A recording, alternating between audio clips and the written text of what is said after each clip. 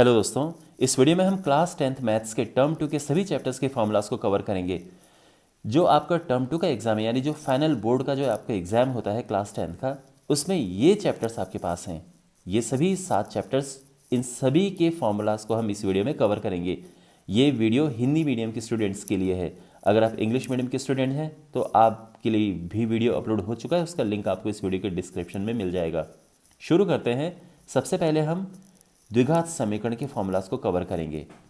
तो द्विघात समीकरण जो है उसका ये मानक रूप है, जनरल इक्वेशन जो इसकी होती है इस तरह से होती है। तो अगर आपके पास कोई द्विघात समीकरण है 2x² + 6x - 3 = 0, तो यहाँ पर जो a है, यानी आप इसको और इसकी तुलना करेंगे तो a आपके पास 2 है, फिर b आएगा 6 और c आएगा -3। एक बार आपको ये मिल चुका है, उसके बाद आप बहुत सारी चीज़ें फाइंड कर सकते हैं। जैसे ये द्विघात सूत्र है। द्विघाती सूत्र कब काम आता है? जब आपके पास इस तरह से कोई द्विघात समीकरण होता है और आपको उसको हल करना होता है, x की वैल्यू फाइंड करनी होती है, x का मान ज्ञात करना होता है, तो उसके लिए ये द्विघाती सूत्र है। इस द्विघाती सूत्र में आप ए बी सी की वैल्यू रखते हैं, ए बी सी के मान को रखते हैं और उसके बाद आप x की वैल्यू फाइंड करते हैं। दो इसके मान आते हैं, एक प्लस में, जब आप प्लस लेंगे तो एक मान इसका आएगा, जब आप माइनस लेंगे तो दूसरा मान आएगा। इस तरह से x के दो मान आते हैं। तो यह है द्विघाती सूत्र। अब बात करते हैं मूलों की प्रकृति।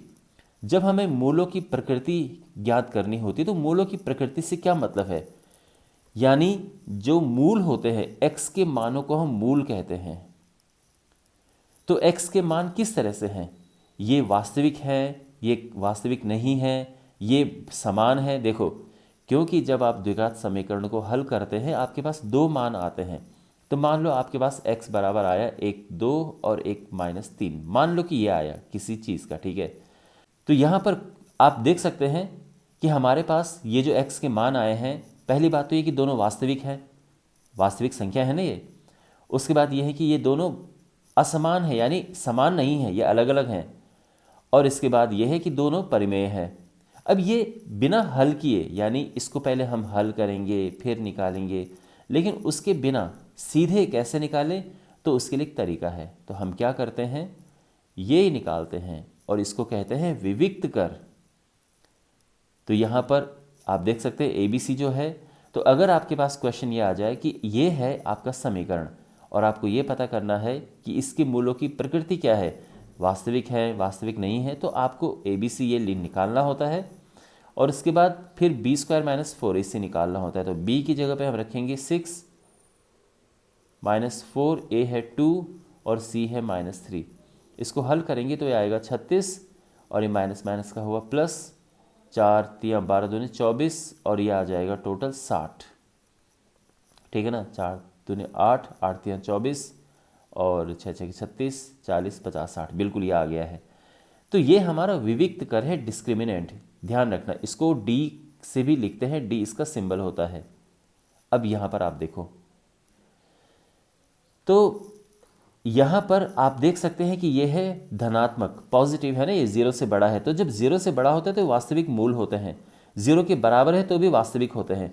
तो यहाँ पे देख के हम आराम से पता कर सकते हैं कि इसके मूल वास्तविक हैं, क्योंकि ये प्लस में है, ये 0 से बड़ा है ना, तो मूल इसके वास्तविक है। अगर ये माइनस में आ जाता तो इसके मूल वास्तविक नहीं होते।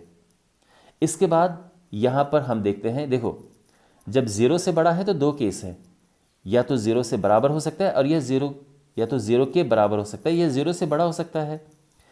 अगर ये हल करके यहाँ पर 0 आ जाता है तो हम ये कहते हैं कि इसके मूल समान है, लेकिन अगर 0 से बड़ा आता है तो इसके मूल असमान है। ठीक है ना, इसका ध्यान रखना। तो यहाँ पर ये 0 से बड़ा है ना, 0 तो नहीं है, 0 से बड़ा है, तो इसके मूल असमान है। अच्छा, अब उसके बाद अगला केस है कि ये पूर्ण वर्ग है या पूर्ण वर्ग नहीं है। तो यहाँ पर ये आप देख सकते हैं कि ये पूर्ण वर्ग नहीं है, क्योंकि 60 कोई पूर्ण वर्ग संख्या नहीं होती है। यहाँ पे 64 होता तो ये पूर्ण वर्ग संख्या होती, ये पूर्ण वर्ग नहीं है, तो इसके मूल क्या होंगे, अपरिमेय होंगे। आप समझ रहे हैं, अगर आपके पास मैं ये वाला क्वेश्चन दूं तो इसके मूल होंगे अपरिमेय, यानी इसके मूल आपको रूट में मिलेंगे, इस तरह से प्रॉपर नंबर नहीं मिलेंगे। अगर ये हमारे पास 64 या 36 या इस तरह से कुछ आता तो हम ये कह सकते थे कि इसके मूल परिमेय है, लेकिन ऐसा यहाँ पर नहीं है, तो इसके मूल अपरिमेय है। तो फिर अगर क्वेश्चन ये आए कि ये एक द्विघात समीकरण है, इसके मूलों की प्रकृति बताओ, तो आप पहले ये निकालोगे, फिर आप कहोगे कि इसके मूल वास्तविक हैं क्योंकि ये माइनस में नहीं है, ये 0 से या 0 से बड़ा है। इसके बाद इसके मूल असमान है क्योंकि ये 0 नहीं है तो समान नहीं हो सकता, ये असमान है। और इसके बाद इसके मूल अपरिमेय है क्योंकि ये पूर्ण वर्ग संख्या नहीं है। आई होप ये समझ आ गया होगा। अब हम बढ़ते हैं समांतर श्रेणी के फॉर्मूले की ओर।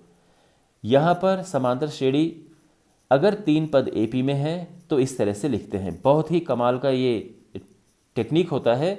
आपके पास क्वेश्चन इस तरह से आ सकता है कि 4 2k k प्लस 20, ये तीनों जो संख्याएं हैं ये समांतर श्रेणी में हैं, तो k का मान ज्ञात करो। तो फिर आपको क्या करना होता है, इसमें से इसको माइनस करना होता है। क्यों? क्योंकि यहाँ पर ये a1 है, ये a2 है, ये a3 है, तो इसमें से इसे माइनस करो, उसको बराबर रखो, इसमें से इसे माइनस करो।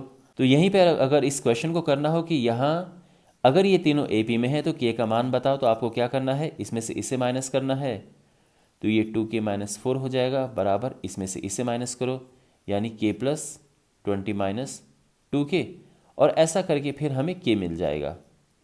तो ये ध्यान में रखना। अब nवां पद जो होता है, ये इसका फॉर्मूला ये होता है, nवें पद का फॉर्मूला, जहाँ पर a पहला पद किसी AP का है जो अर्थमेटिक प्रोग्रेशन यानी समांतर श्रेणी है, पदों की संख्या n है और सारवंतर d है। तो अगर हमारे पास कोई श्रेणी है जैसे 1 4 7 10 इस तरह से है, तो यहाँ पर जो a है ये आ जाएगा 1। पदों की संख्या, मान लो ये पूछा है कि इसका 20वां पद निकालो, तो 20वां पद यानी n हमारा 20 हो गया है। d होता है सारवंतर, यानी इसमें से इसको माइनस करो, कॉमन डिफरेंस, तो 4 - 1 और ये 3 हो गया है। तो यहाँ पर a हमारे पास है, d हमारे पास है, n हमारे पास है, बिल्कुल यहाँ वैल्यू पुट कर देंगे an, यानी 20वां पद हमारा आ जाएगा। ठीक है, हमें निकालना है 20वां पद, तो ये हमारा an है जो कि हमें निकालना है। अब अंत से nवां पद, आपके पास कभी क्वेश्चन इस तरह से भी आता है कि अंत से 10वां पद निकालो, अंत से 15वां पद निकालो, और आपके पास इस तरह से सीरीज दी होती है, जैसे 1 है, उसके बाद यहाँ पर 5 है, फिर 9 है, इस तरह से कोई सीरीज़ दी है, कोई आपके पास AP है और लास्ट में आपके पास 101 है। और क्वेश्चन ये है कि अंत से आपको पूछा है, अंत से 10वां पद निकालो। ध्यान रखना 10वां पद हमें अंत से चाहिए, तो यहाँ पर जो L है वो हो जाएगा 101, जो N है वो तो 10वां पद निकालना है, ये तो हम 10 लिखेंगे, और D आप देख सकते हैं यहाँ पर 4 का अंतर है ना, D होता है इसमें से इसे माइनस करके जो आता है। तो ये तीनों हमें मिल चुके हैं, और इन तीनों को अगर आप यहाँ पे रखेंगे तो अंत से आपको 10वां पद मिल जाएगा। अब हमारे पास है n पदों की योग का फॉर्मूला।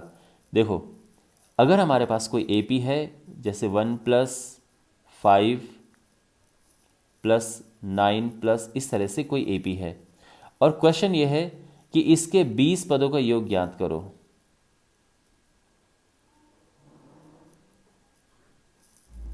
तो देखो, बिल्कुल ये फॉर्मूला हम यूज़ करेंगे। पहला पद हमें दिया है A1, है ना। D क्या है, सारवंतर, इसमें से इसको माइनस करके D आता है, और पदों की संख्या क्या है, 20 है। तो आप यहाँ पुट करो, आपको 20 पदों का योग मिल जाएगा इस फॉर्मूले से। क्लियर हो गया।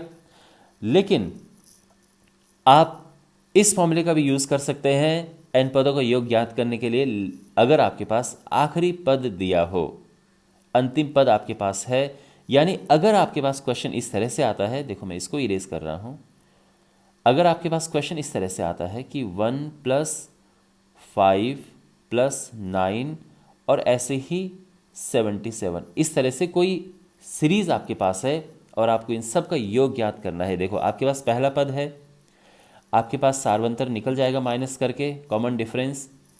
अंतिम पद है, तो देखो आपको भी ये समझ आ रहा होगा कि हम चाहे ये यूज़ करें या ये यूज़ करें, n तो हमें चाहिए ही चाहिए। तो पहला काम तो हमारा है कि हम n ज्ञात करें। यहाँ पे पदों की संख्या वो कैसे निकलेगा, इस फॉर्मूले से निकलेगा। देखो ये 77 तो होता है अंतिम पद यानी an, ये a है पहला पद, और जो d है वो माइनस करके आता है 4। तो हम इन तीनों को रखेंगे इस फॉर्मूले में और हमारा n निकल जाएगा। तो यहाँ पर हम रखेंगे इस फॉर्मूले में, ठीक है, तीनों को हम इस फॉर्मूले में रखेंगे, n निकलेगा। an है 77, फिर जो a है वो 1 है, और n-1, n तो हमें निकालना है, और d 4 है। समझ आ गया?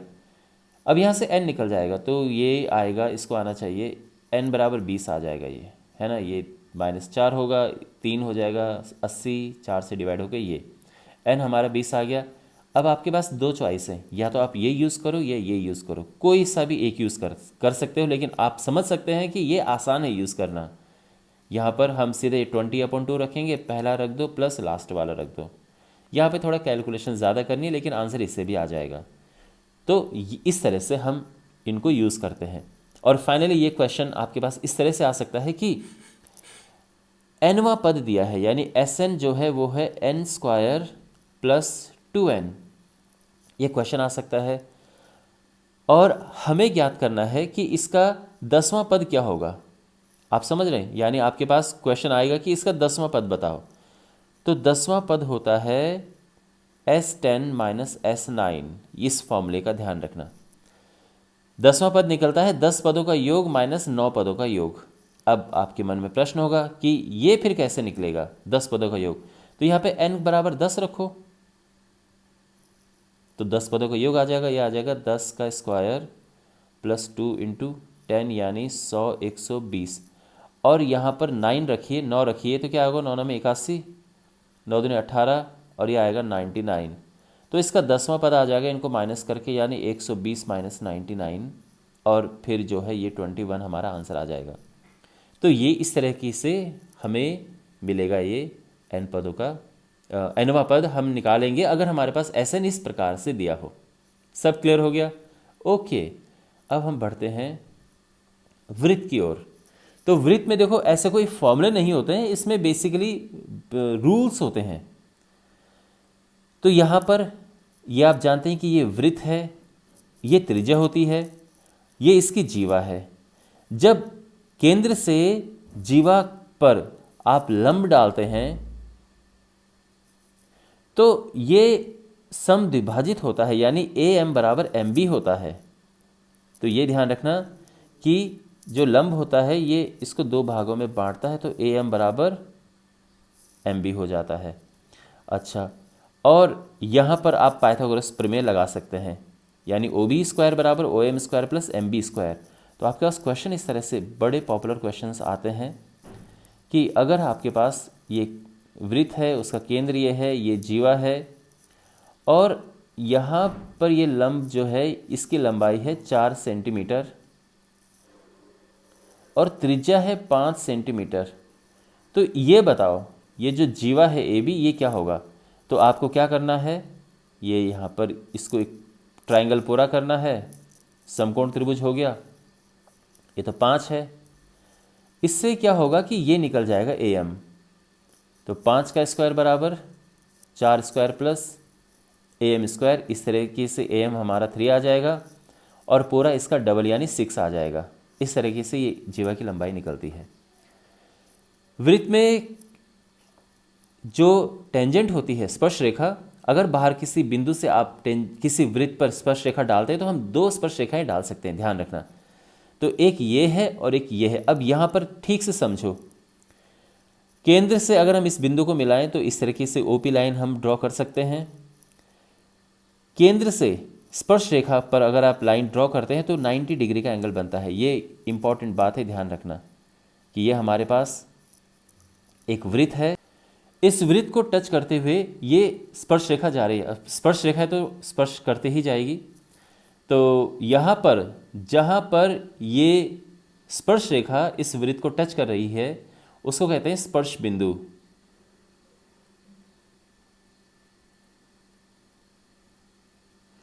और अगर आप केंद्र से इस स्पर्श बिंदु को मिलाते हैं तो ये बनता है 90 डिग्री। इसी वजह से यहाँ पर ये स्पर्श रेखा है, ये स्पर्श रेखा है, ये S और Q है स्पर्श बिंदु, जहाँ पर स्पर्श रेखा इस वृत्त को टच कर रही है, स्पर्श कर रही है। केंद्र से अगर हम स्पर्श बिंदु को ज्वाइन करते हैं, मिलाते हैं, तो ये 90 डिग्री का एंगल बनेगा, इधर भी और इधर भी। तो ये 90, ये 90, इसका ध्यान रखना, क्वेश्चंस करने में आपकी हेल्प करेगा ये कॉन्सेप्ट। अगर आप O से P को मिलाते हैं तो ये दो त्रिभुज हमारे पास बनते हैं, एक ये है और एक ये है। ये जो दोनों त्रिभुज हैं ये आपस में सर्वांग सम होते हैं, यानी ये भुजा और ये भुजा बराबर होती है। ये तो पहले से ही हमें पता है क्योंकि स्पर्श रेखाएं बराबर होती हैं। इसके बाद ये 90 डिग्री है, ये भी 90 डिग्री है, और ये कोण बराबर होते हैं, ये कोण बराबर होते हैं। इसका ध्यान रखना आप, ये कोण और ये कोण भी बराबर, ठीक है ना। ये आपके पास क्वेश्चन इस तरह से आ सकता है। तो आपके पास क्वेश्चन कैसे आते हैं मैं बताता हूँ। क्वेश्चन आएंगे कि भाई ये पूरा जो एंगल है ये है 60 डिग्री, ये पूरा एंगल, ये पूरा 60 डिग्री है, तो ये एंगल क्या होगा। तो फिर आप क्या करेंगे, ये पूरा चतुर्भुज लोगे। इस चतुर्भुज में ये 60 है, ये 90 है, ये 90 है, और ये है एंगल QOS, और ये है 360। तो इस तरह से जो एंगल QOS होगा, ये सब प्लस होके यहाँ से माइनस हो जाएंगे और ये आएगा 120 डिग्री। ठीक है, 120 डिग्री हमारा आंसर है। तो ये इसी वजह से हमें पता है कि ये 90 है, ये 90 है, इस तरह से। तो ये चीज़ आप ध्यान रखना। अब हमारे पास एक और बेसिक प्रॉपर्टीज़ हैं, इनका 9th क्लास में आपके पास ये है, बट 10th क्लास में इनका यूज़ है आपके पास, तो इसलिए मैंने इसमें भी कवर किया है इन्हें। अगर आपके पास कोई चाप है, कोई आधार है, एक समान आधार, यहाँ पर अगर आप इसको ज्वाइन करते हैं तो ये क्या है, ये तो है जीवा और ये है चाप। दोनों ही हम ले सकते हैं। एक ही अगर जीवा है, इस पे दो कोण बने हैं, ये और ये कोण बने हैं वृत्त पर, दोनों बराबर होते हैं। या फिर आप जीवा नहीं है तो चाप भी आप कह सकते हैं कि एक ही चाप पर दो वृत्त पर बने कोण समान होते हैं, बराबर होते हैं। तो ये कोण और ये कोण बराबर है। यहाँ पर ये जो चाप है आप ये भी ड्रॉ कर सकते हैं, तो ये हो जाएगी जीवा हो जाएगी, ठीक है ना, इस तरह से। ये तो एक समान जीवा या एक समान चाप आप कह सकते हैं। इस पे केंद्र पर जो आपके, इससे केंद्र पर जो आप कोण बनाते हैं ये वृत्त पर बने कोण का दुगना होता है। तो अगर आपके पास ये आधार है, ये कोई चाप है, यहाँ पर अगर कोई कोण बन रहा है 45 डिग्री का, 45 डिग्री का, तो ये बिल्कुल 90 डिग्री इसका डबल होगा, ठीक है।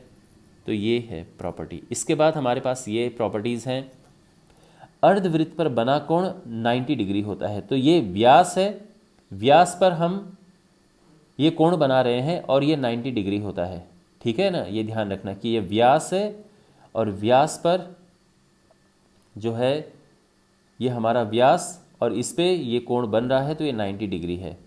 यहाँ पर देखो ये एक चक्रीय चतुर्भुज है। चक्रीय चतुर्भुज क्या होता है कि जब कोई चतुर्भुज के चारों वर्टिसेस, चारों शीर्ष किसी वृत्त को टच करते हैं तो चक्रीय चतुर्भुज होता है। और इसकी क्वालिटी ये होती है कि आमने सामने के कोणों का योग 180 होता है।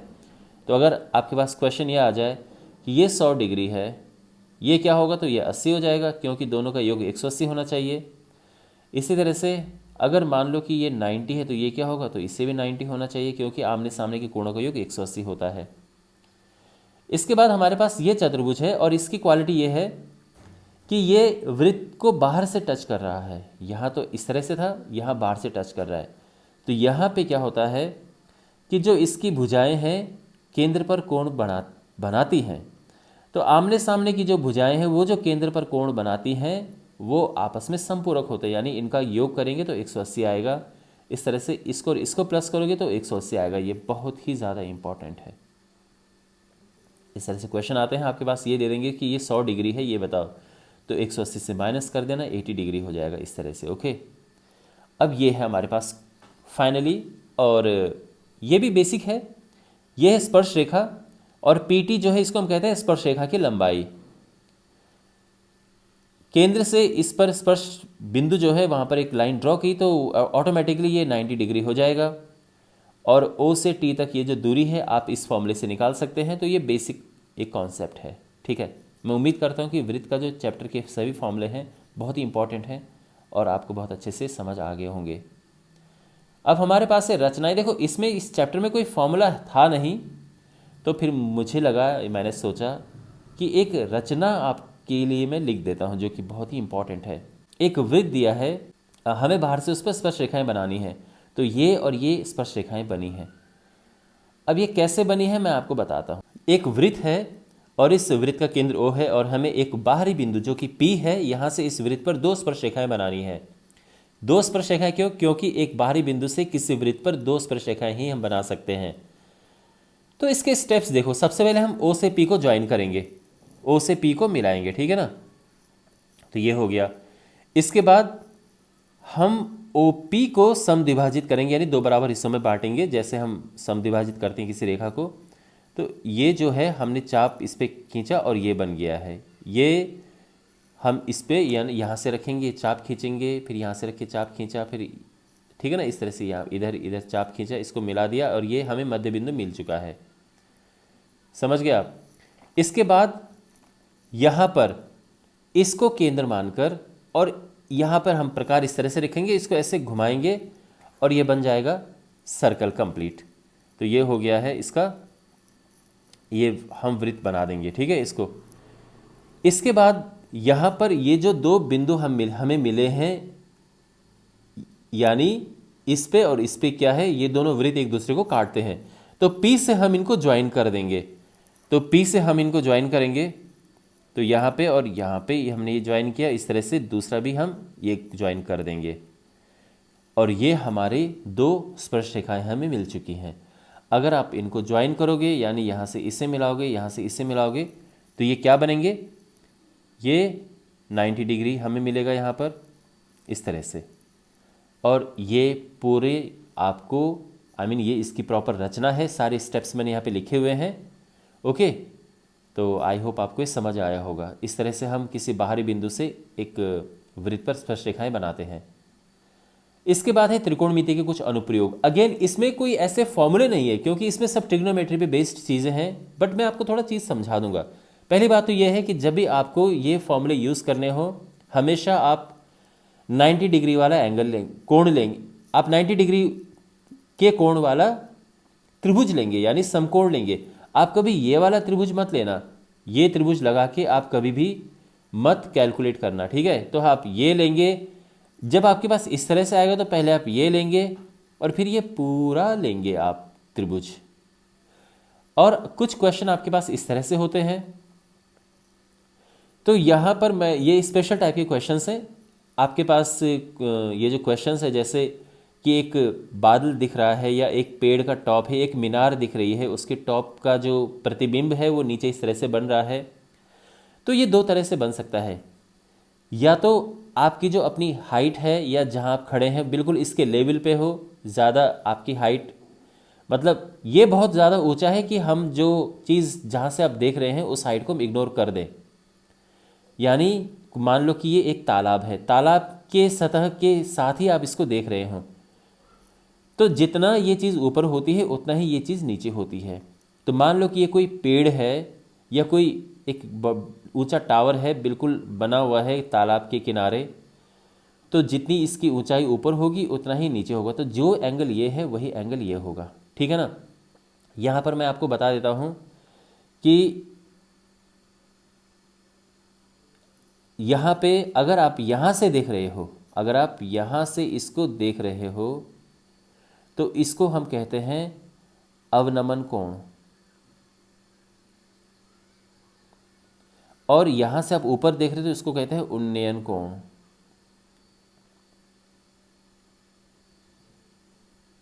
लेकिन हमेशा ध्यान रखना ये बराबर होते हैं। अवनमन कोण इधर, उन्नयन कोण ही, ये दोनों बराबर होते हैं।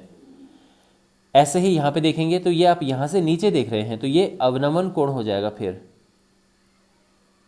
तो अवनमन कोण ध्यान रखना सीधी लाइन के साथ होता है। बहुत सारे बच्चे क्या करते हैं, इसको अवनमन कोण बना देते हैं, ऐसा कभी मत करना। जो क्षैतिज रेखा है, सीधी रेखा जो है हॉरिजॉन्टल लाइन, इसके साथ में हम ये एंगल बनाते हैं, ठीक है ना। अच्छा, तो अवनमन कोण हो गया, उन्नयन कोण हो गया। और ये ध्यान रखना जितना ऊंचा तालाब की सतह से ऊपर, ये बादल हो सकता है, ये मीनार की चोटी हो सकती है, पहाड़ की चोटी हो सकती है, पेड़ का टॉप हो सकता है, उतना ही वो नीचे होता है उसका प्रतिबिंब। यहाँ पर क्या है कि जो कोई लड़का इसको देख रहा है तो उसकी हाइट हमने यहाँ पर अलग से कंसिडर की है, ठीक है, यानी उसको इग्नोर नहीं किया है। तो जब आपके पास क्वेश्चन आएंगे तो ये ध्यान रखना कि यहाँ से और ये जो दूरी है वो इस दूरी के बराबर है। यानी तालाब से जितना ऊपर कोई मीनार की चोटी है या कोई पेड़ का टॉप है, वही तालाब से नीचे होगा। जितना ये ऊपर होगा उतना ही नीचे होगा। फाइन। तो अगर मान लो कि ये क्वेश्चन है कि जो परछाई है वो 100 मीटर नीचे है, तो यानी ये भी पूरा 100 मीटर होगा। उसमें जो लड़का है मान लो कि इसकी हाइट है 1.5 मीटर, तो इसमें 1.5 मीटर हम हटा देंगे, और जब ये त्रिभुज आप प्रयोग करेंगे तो इसमें 1.5 को हटा के आप यूज़ करना, तो ये 98.5 लेना आप, फिर आप ये ट्रायंगल यूज़ कर सकते हैं, ठीक है। ये बेसिक चीज़ें हैं इसमें। और इसके बाद पृष्ठीय क्षेत्रफल और आयतन, ये तो भंडार है फॉर्मूलाज का, तो इसमें एक एक करके सभी हमने लिए हैं। सबसे पहले घन देखो, घन क्या होता है। एक ऐसा हमारे पास फिगर है, एक इस प्रकार की आकृति है, इसकी लंबाई चौड़ाई ऊंचाई बराबर होते हैं।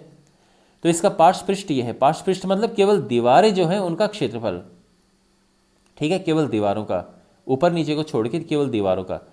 संपूर्ण पृष्ठ की जब हम बात करते हैं तो इसमें दीवारें के साथ साथ छत और जो फर्श है यानी टॉप एंड बॉटम दोनों ही आते हैं, इसलिए पूरे इसके 6 फेसेस हैं, तो ये आ जाएगा। ये आयतन का फॉर्मूला है और ये विकर्ण है। विकर्ण क्या होता है, एक छोर से दूसरे छोर को जब आप मिलाते हैं तो ये विकर्ण होता है, ठीक है ना। बिल्कुल घर के एक छोर से एकदम ऑपोजिट इस तरह से। यानी क्वेश्चन जो आपके पास आते हैं इसमें इस प्रकार से आते हैं कि कमरे में रखी गई सबसे लंबी रॉड, सबसे लंबी रॉड, इसकी लंबाई बताओ। तो यानी वो विकर्ण जानना चाह रहा है आपसे कि विकर्ण हमें बताना है क्या है, तो इस फॉर्मूले से हम बता सकते हैं, ठीक है। इसके बाद घनाभ है। घनाभ के ये फॉर्मूले हैं। पार्श्व पृष्ठ यानी केवल दीवारों का क्षेत्रफल ये है। संपूर्ण पृष्ठ यानी दीवारों के साथ में ऊपर और नीचे दोनों ही आ गया है। आयतन का ये फॉर्मूला है। और विकर्ण ये है। अगेन विकर्ण क्या है, इस छोर से इस छोर तक आप कोई रॉड रखें, या फिर इस कोने से इस कोने तक, इस कोने से इस कोने तक, इस कोने से इस कोने तक, ये सभी विकर्ण हैं। बेलन, बेलन का वक्र पृष्ठ यानी ये जो खड़ा वाला पोर्शन है, जो जिसमें ये गोल वाला पोर्शन है, ठीक है। जैसे यहाँ पे पार्श्व पृष्ठ था, तो इसको भी वैसे आप पार्श्व पृष्ठ कह सकते हैं, लेकिन इसको वक्र पृष्ठ कहते हैं। तो ये वक्र पृष्ठ है। जब संपूर्ण पृष्ठ की बात आती है तो ऊपर नीचे दोनों भी साथ में आ जाते हैं, और ये फॉर्मूला हमारा बन जाता है। और आयतन का ये फॉर्मूला है, ठीक है। शंकु हमारे पास है, तो शंकु में सबसे इंपॉर्टेंट इसमें एक और चीज़ होती है, तिर्यक ऊंचाई। तिर्यक ऊंचाई ज्ञात करने के लिए हम इस ट्राइंगल को लेते हैं और पाइथागोरस थ्योरम की तरह हम इसको यूज़ करते हैं, और तिरछी ऊंचाई यानी तिर्यक ऊंचाई हम ज्ञात कर लेते हैं। वक्र पृष्ठ, जो इसका वक्र पृष्ठ है, कैसे ज्ञात करेंगे, पाई आर एल से। एल ध्यान रखना तिर्यक ऊंचाई है। संपूर्ण पृष्ठ के लिए हम ये फॉर्मूला यूज़ करते हैं। इसमें वक्र पृष्ठ तो है ही, यानी ये जो गोल वाला पोर्शन है, लेकिन साथ में नीचे वाला पोर्शन भी हम ऐड कर देते हैं। तो संपूर्ण पृष्ठ में इसलिए इसके साथ में जो फर्श है वो भी ऐड हो जाती है, यानी पाई आर एल पहले से ही है, पाई आर स्क्वायर ऐड हो गया, पाई आर कॉमन आ गया, एल प्लस आर बचा, तभी हमारे पास ये फॉर्मूला आया है। आयतन का ये फॉर्मूला है, ठीक है। इसके बाद हमारे पास गोला है। गोले का पृष्ठ होता है ये, क्योंकि इसमें वक्र पृष्ठ की तो बात है नहीं, क्योंकि पूरा गोला वक्री होता है, तो इसलिए ये केवल इसको पृष्ठ नाम देते हैं, ठीक है। आप चाहे इसको संपूर्ण पृष्ठ बोलो या वक्र पृष्ठ बोलो, बात एक ही है, क्योंकि ये वक्र ही है ये पूरा इसका पृष्ठ, और इसका आयतन का फॉर्मूला ये है। अब कुछ स्पेशल टाइप के हैं, जैसे खोखला बेलन, यानी एक बेलन है जिसकी बाहरी त्रिज्या दी है और आंतरिक त्रिज्या दी है। तो इसके पहली बात तो ये कि आधार का क्षेत्रफल क्या होगा, यानी जो आधार है इसका क्षेत्रफल।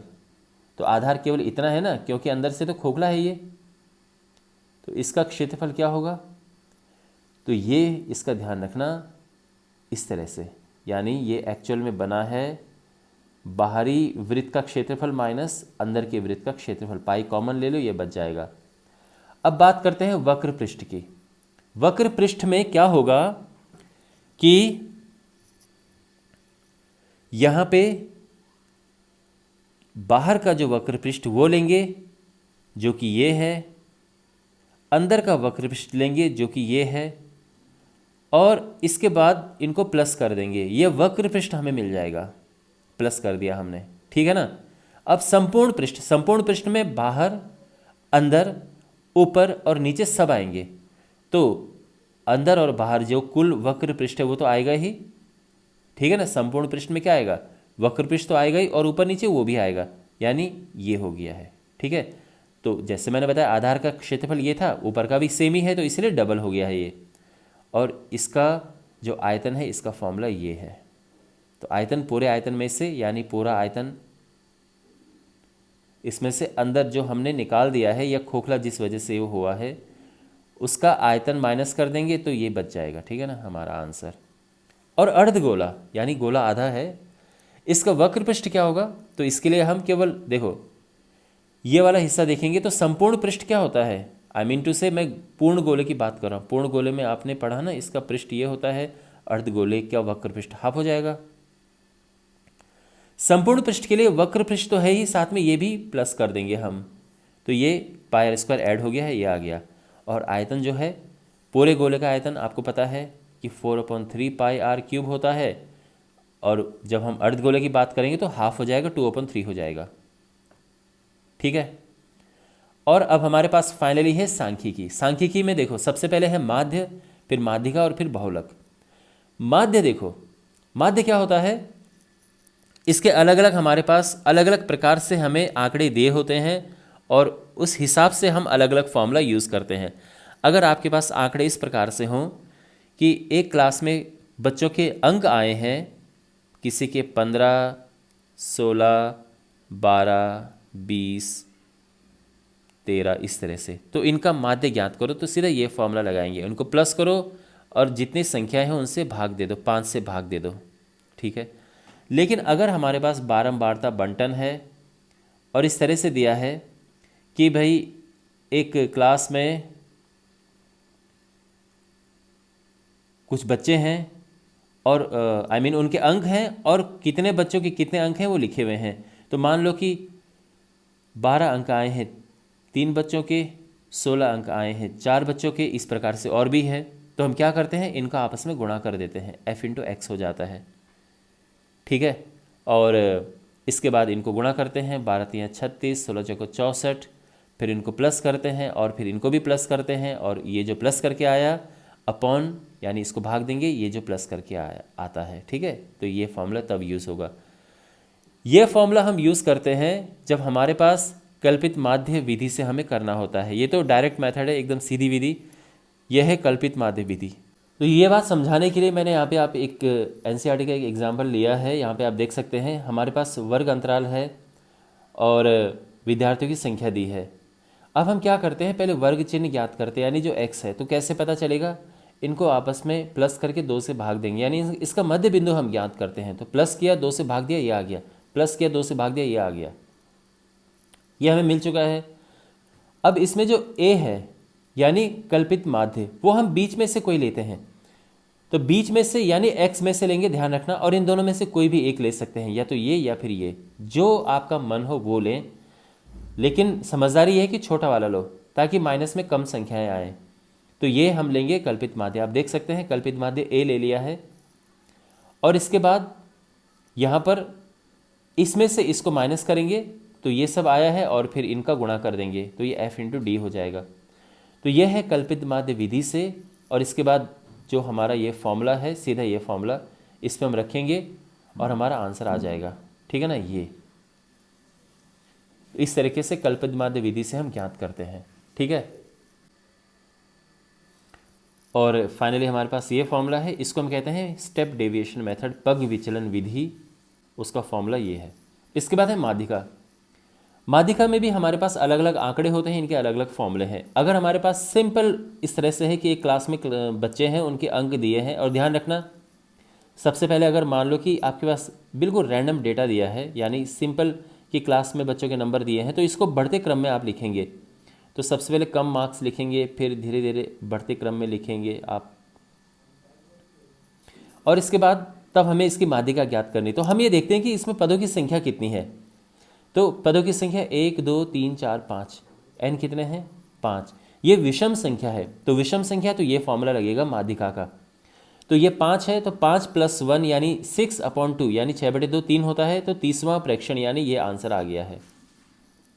लेकिन अगर विषम संख्या होती है, जैसे क्लास में अंक हैं 4 6 8 10 11 17 और इसकी माध्यिका ज्ञात करनी है, तो कैसे करेंगे हम। यहाँ पर पदों की संख्या यहाँ पर 6 है, तो n बराबर यहाँ पे 6 आ गया है। ठीक है। और ये सम संख्या है, तो ये फॉर्मूला लगेगा। तो पहले इसका हाफ करेंगे, यानी ये तीसरा प्रेक्षण जो कि ये है ना 6/2 यानी 3, तो तीसरा प्रेक्षण लेंगे। इसके बाद इससे एक आगे वाला ये लेंगे, इनको प्लस करेंगे, 2 से भाग देंगे, यानी 18/2 यानी 9 हमारा आंसर आ गया। इस तरह से करते हैं, ये फॉर्मूला ध्यान रखना। अब इसके बाद अगर आपके पास पूरा बारंबारता बंटन होता है, तो उसका फॉर्मूला ये है, पदों की संख्या आप निकालते हैं, जो भी हमारा यहाँ पे नंबर आता है उसको हम हाफ करते हैं, जो यहाँ पर आंसर आता है वो हमारा होता है माध्यिका वर्ग। सबसे पहले हम ज्ञात करते हैं माध्यिका वर्ग। ओके, यहाँ पे मैं फॉर्मूला आपको बता रहा हूँ, बट आप इसके एग्जाम्पल ज़रूर देखना और फिर देखना कि कहाँ पे माध्यिका वर्ग है, क्या है। तो माध्यिका वर्ग के साथ जो बारंबारता है वो तो f है, लेकिन जो संचयी बारंबारता है वो हम उसकी पिछले वाली लेते हैं। तो यहाँ पे मैंने लिखा है, तो जो CF है माध्यिका वर्ग के पिछले वर्ग की संचयी बारंबारता, और h है माध्यिका वर्ग की ऊंचाई, यानी जैसे होता है ना 10 से 20 20 से 30, तो इनकी ऊंचाई, यानी इसका माइनस करके 10 आता है ना, ये अंतर 10 का अंतर है, ये h हो जाएगा।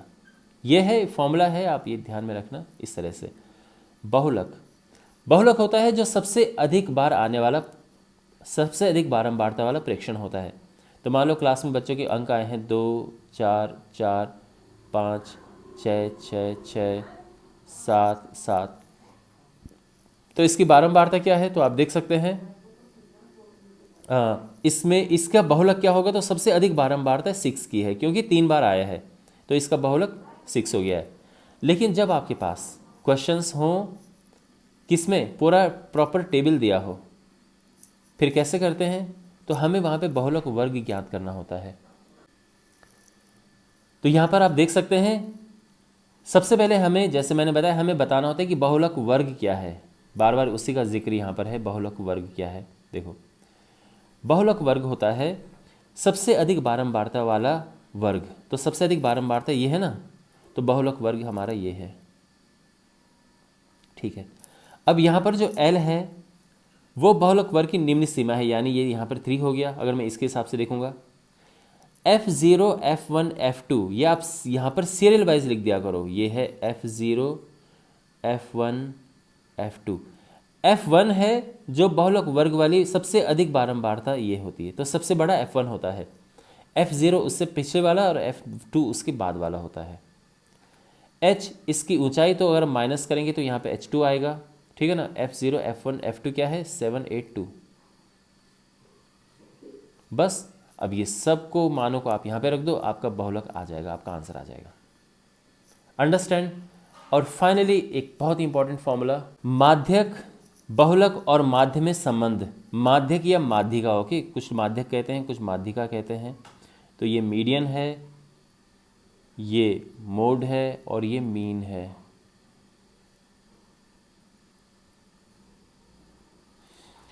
माध्यक यानी जो मीडियन है, माध्यिका हम जिससे कहते हैं, बहुलक और माध्य, इनमें क्या संबंध है? ये संबंध है। इस पे आपके पास क्वेश्चन आते हैं कि बहुलक इतना दिया है, माध्य इतना दिया है, तो माध्य ज्ञात करो। तो फिर इस फॉर्मूले का यूज़ करके आप ज्ञात कर सकते हैं। तो बहुत इंपॉर्टेंट है, इस पे क्वेश्चंस बनते हैं बहुत ज़्यादा।